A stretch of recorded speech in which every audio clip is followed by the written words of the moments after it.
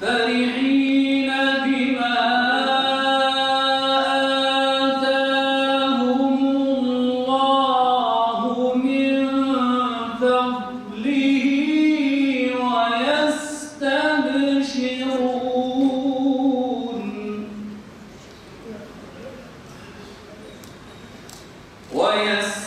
ويستبشرون بالذين لم يلحقوا بهم من خلفهم ألا خوف عليهم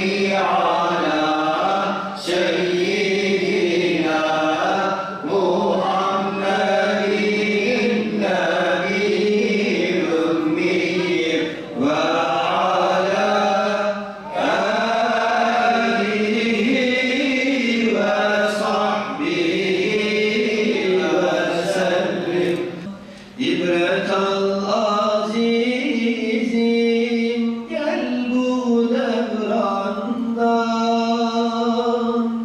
Sana hiç fayda yok seyru seyrandan. Allah, sana hiç fayda yok seyru seyrandan.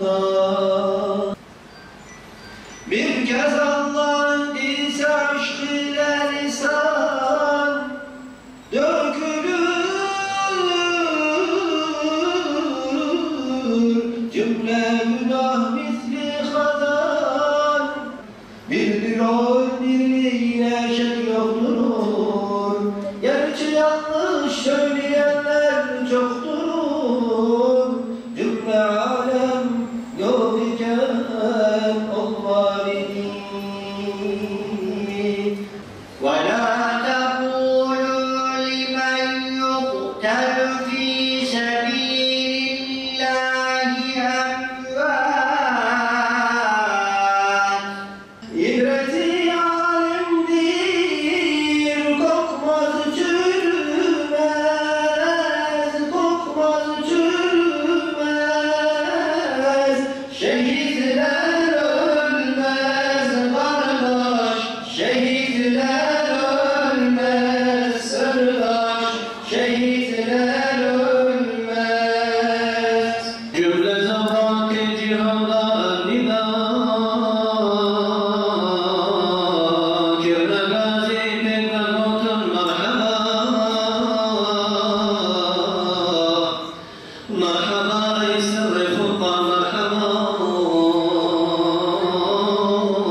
Merhaba ey derdi derman merhaba.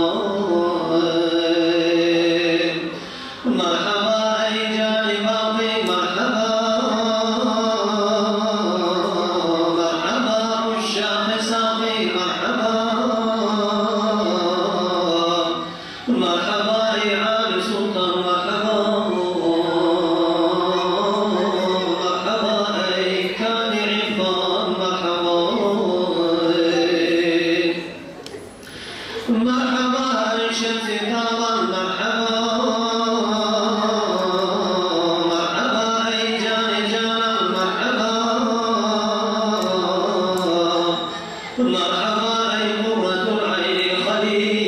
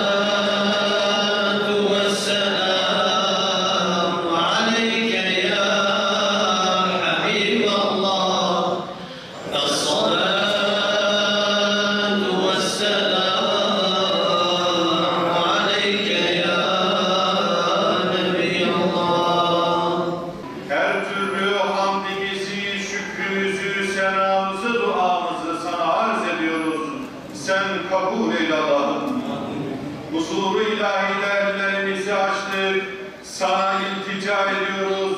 Canı gönülden yalvarıyoruz. Bizleri huzurundan boş çevirme Allah'ım. Büyük bir badireden kurtaran Yüce Rabbimiz, sana sonsuz hamdü senalar ediyoruz. Hamdimizi, şükrümüzü dergah-ı uluhiyetinde kabul eyle Allah'ım. Ya ilahi, zahiri ve harici fitne ve fesatlardan memleketimizi, devletimizi, vatanımızı halas eyle Allah'ım. Allah'ım. Bismillahirrahmanirrahim. Elhamdülillahi Rabbil alemin.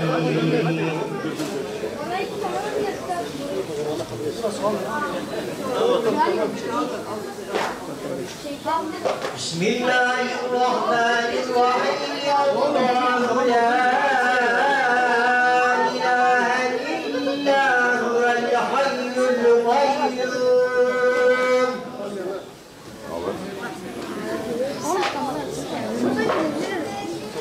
Bugün öğle namazında şehitlerimizin anısına hem Mevlid-i Şerif okundu, dualar edildi.